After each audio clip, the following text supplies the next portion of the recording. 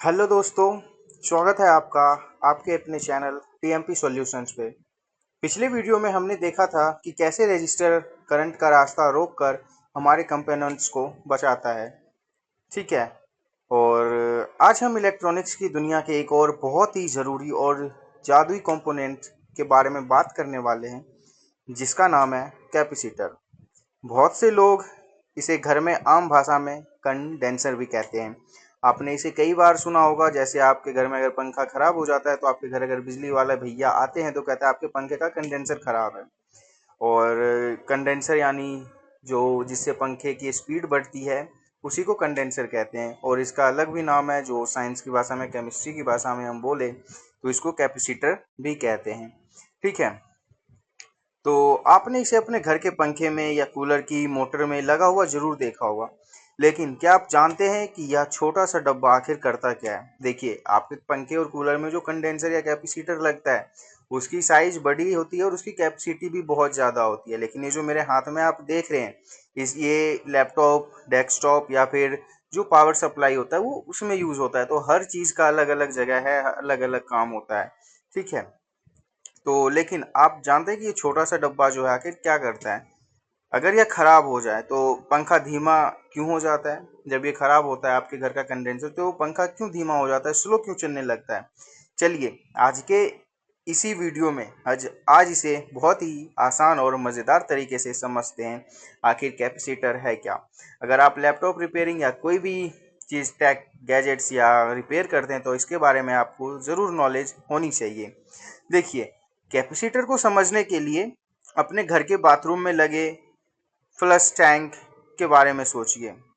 जी हाँ, बिल्कुल।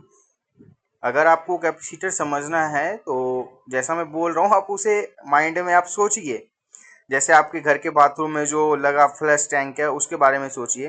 पाइप से जो पानी आता है, यानी उसकी जो स्पीड बहुत नॉर्मल होती है, उस नॉर्मल स्पीड से टॉयलेट साफ नहीं हो सकता। तो फ्लश टैंक क्या करता है? वह धीरे धीरे पाइप के पानी को अपने अंदर स्टोर करता है। और जब टैंक पूरा भर जाता है और आप बटन दबाते हैं तो सारा पानी एक झटके में बहुत तेज प्रेशर के साथ बाहर निकलता है। समझ गए कॉन्सेप्ट क्या है? आशा करता हूँ आप ये समझ गए होंगे, ये जो एग्जांपल दिया है। यानी जो भी टंकी से पानी आता है हमारे फ्लश टैंक में, वो स्टोर होता है और जब हम बटन दबाते हैं तो एक बहुत ही भारी प्रेशर के साथ वो काम करता है। बस यही काम इलेक्ट्रॉनिक्स में कैपेसिटर करता है। या बिजली को धीरे धीरे अपने अंदर जमा करता है और ज़रूरत पड़ने पर एक झटके में पूरी बिजली बाहर छोड़ देता है। यानी ये वोल्टेज को स्टोर करता है। सीधी सी बात अब मैं बोले तो कैपेसिटर वोल्टेज को स्टोर करता है। यानी हम कभी भी, अगर हम अपने घर से 220 वोल्ट का करंट देते हैं अगर किसी भी पीसीबी या फिर किसी भी डेस्कटॉप में, तो वहाँ कैपेसिटर लगा होता है जो कि वोल्टेज को स्टोर करके रखता है। तब जाके जब उसको ज़रूरत होती है तो वो बाहर निकलता है और उसको वहाँ तक वो सप्लाई देता है। ठीक है। तो बस यही काम इलेक्ट्रॉनिक्स में कैपेसिटर करता है। या बिजली को धीरे धीरे अपने अंदर जमा करता है और ज़रूरत पड़ने पर एक झटके में पूरी बिजली बाहर छोड़ देता है। यानी हम सर्किट का एक छोटा सा शॉर्ट टर्म पावर बैंक इसे कहते हैं। ठीक है।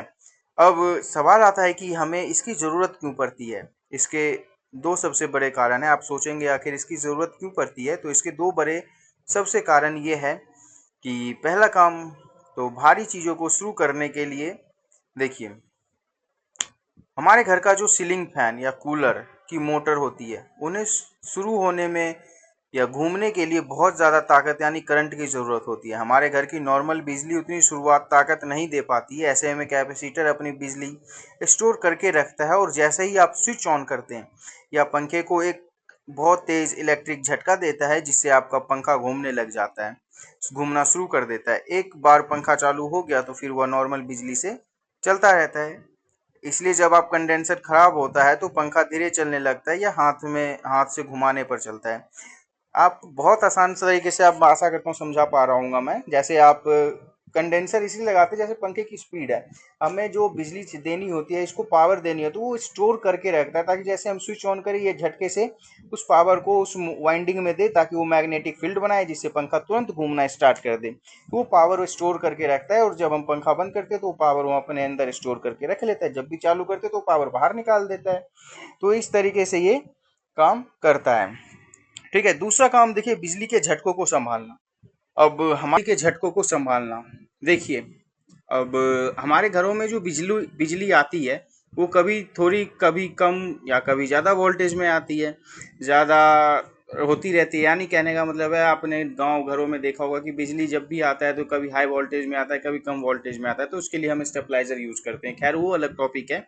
लेकिन हम यहाँ बात कर रहे हैं कि कैपेसिटर इस उतार चढ़ाव को सोख लेता है। जब बिजली ज़्यादा आती है तो यह चार्ज हो जाता है, और जब बिजली अचानक थोड़ी कम होती है तो यह अपनी बिजली देकर सर्किट को स्मूथ रखता है, यानी उसको सप्लाई ज़्यादा नहीं जाने देता। वो अपने हिसाब से जितनी स्पीड उसकी बनी रहती है, उसी स्पीड से वो उसको पावर वहाँ पे सप्लाई कर देता है।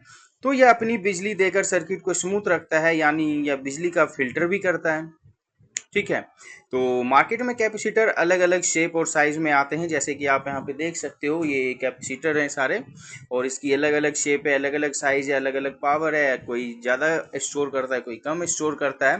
तो इलेक्ट्रिक जो होते हैं, यानी इलेक्ट्रोकोलाइट कैपेसिटर, ये छोटे ड्रम या सिलेंडर जैसे दिखते हैं। इसमें प्लस या माइनस का ध्यान रखना पड़ता है, जैसे कि आप यहाँ देख सकते हो, बड़ा वाला ब्लैक कलर का कैपेसिटर है, जिसमें आप इसमें ये प्लस का साइन है और ये माइनस का साइन होता है, इसका ध्यान रखना पड़ता है। ये छोटी चपटी बटन या चने के दाने जैसे दिखते हैं। ठीक है। और अब हम करें इसकी बात यूनिट की, तो इसे देखिए, इसे जो नापते हैं, कैसे नापते हैं, जैसे वजन किलोग्राम में नापते हैं, वैसे ही कैपेसिटर की बिजली स्टोर करने की क्षमता होती है। तो इसको जो हम नापते हैं, इसकी जो यूनिट होती है, उसको हम फेराड कहते हैं, यानी फेराड। फेराड में ये नापा जाता है, लेकिन फेराड बहुत बड़ी यूनिट है, इसलिए सर्किट में आपको ज़्यादातर माइक्रो फेराड लिखा हुआ दिखेगा। जैसे आपको आपके पंखे में 2.5 माइक्रोफैरेड या फिर 3.15 माइक्रोफैरेड का कैपेसिटर लगा होता है।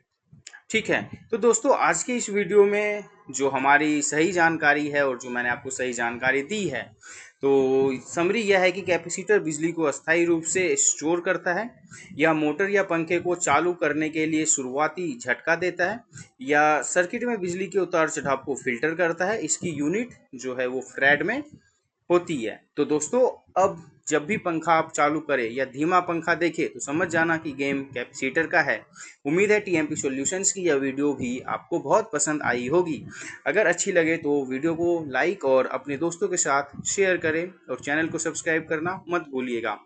अगले वीडियो में हम बात करेंगे इलेक्ट्रॉनिक्स के एक और जादुई कंपोनेंट डायोड के बारे में, जो बिजली को वन वे ट्रैफिक की तरह चलाता है। तब तक के लिए सीखते रहिए और जुड़े रहिए टीएमपी सॉल्यूशंस के साथ। Thank you so much. Bye bye.